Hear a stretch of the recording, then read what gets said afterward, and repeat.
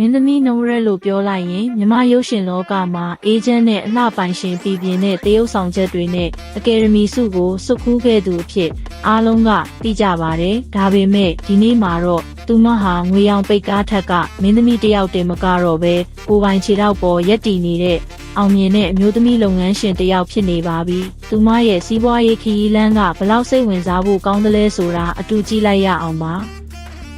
ရည်စည်းကြောင်းကိုမျက်ခြေမပြတ်တဲ့နဝရက်ဟာ Digital Business လောကမှာလည်းအောင်မြင်နေပါတယ်။ Social Media ကနေတဆင့်သူမကိုယ်တိုင်လက်လွှင့်ပြီးအလှကုန်ပစ္စည်းတွေလူသုံးကုန်ပစ္စည်းတွေကိုစိတ်ရှည်လက်ရှည်ရောင်းချပေးတတ်တာကြောင့်ပရိသတ်တွေရဲ့ယုံကြည်မှုကိုအခိုင်အမာရရှိထားပါတယ်။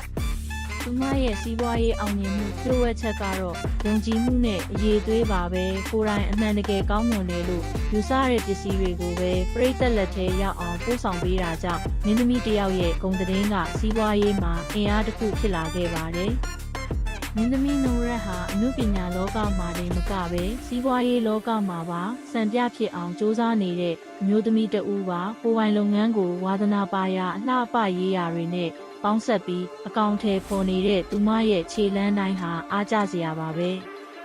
တင်လဲသူမရဲ့ Ship Beauty Center မှာအနားယူချင်တာပဲဖြစ်ဖြစ်သူမရဲ့ကြောက်မြတ်ဒီဇိုင်းတွေကိုအားပေးချင်တာပဲဖြစ်ဖြစ်စုံစမ်းကြည့်နိုင်ပါတယ်ကြည့်ရှုပေးတဲ့အတွက်ကျေးဇူးတင်ပါတယ်ခင်ဗျာ။